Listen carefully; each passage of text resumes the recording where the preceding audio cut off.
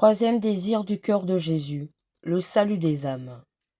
Considérez que le cœur de Jésus brûle d'un immense désir de sauver nos âmes et de les rendre éternellement heureuses.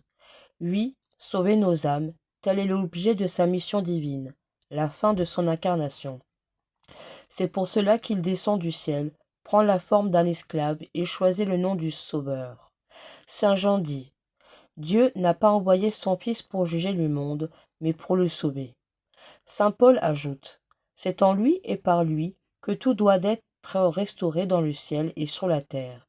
Il n'y a de salut qu'en Jésus-Christ. Sauver nos âmes, telle a été sa fonction, sa grande occupation durant 33 ans.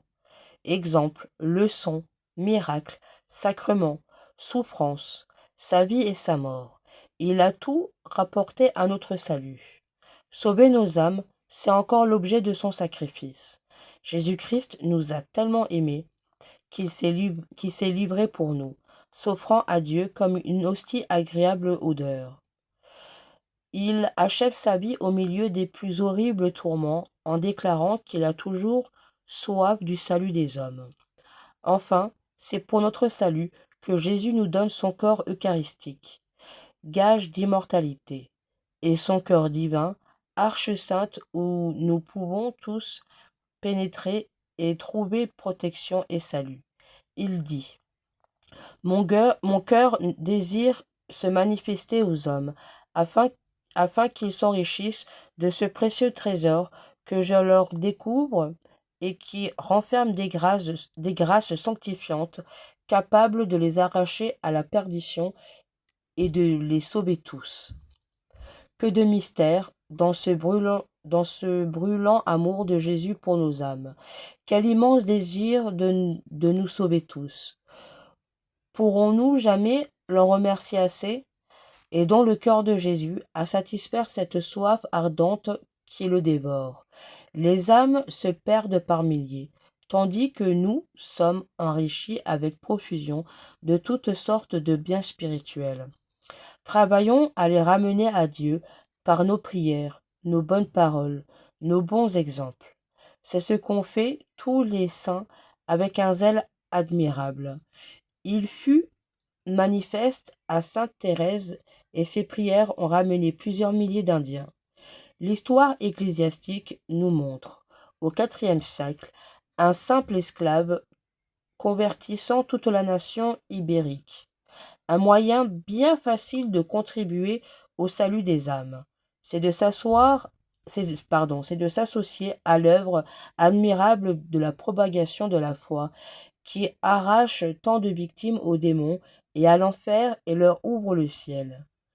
Aimons-la, cette œuvre si belle, propageons-la autour de nous, et nous sauverons nos frères.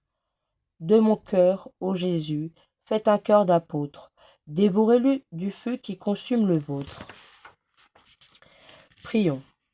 Cœur de Jésus brûlant d'amour, j'ai soif aussi du salut de mes frères. Que ne m'est-il donné de pouvoir les embrasser, tous, dans l'étreinte de votre charité, pour les unir à la mienne et vous en faire une seule oblation. Cœur divin, faites-vous connaître et aimer de toutes les âmes pour lesquelles vous avez versé votre sang et sacrifié votre vie. Amen. Prière de Sainte Marguerite Marie au Sacré-Cœur de Jésus. Père éternel, je vous offre le cœur de Jésus-Christ, votre Fils bien-aimé, comme il s'est offert lui-même en sacrifice pour moi. Recevez cette offrande que je vous fais, comme aussi tous les désirs, tous les sentiments, toutes les affections, tous les mouvements, tous les actes de ce Sacré-Cœur. Ils sont miens, puisqu'il s'est immolé lui-même pour moi, et je veux à l'avenir ne désirer que lui seul. Recevez-le en satisfaction pour mes péchés, et en action de grâce pour vos bienfaits. Recevez-les et accordez-moi par ses mérites toutes les grâces qui me sont nécessaires, et surtout la grâce de la persévérance finale. Recevez-les comme autant d'actes d'amour, d'adoration, de louanges que j'offre à votre divine majesté, puisque c'est par le cœur de Jésus que vous pouvez être dignement honoré et glorifié. Amen.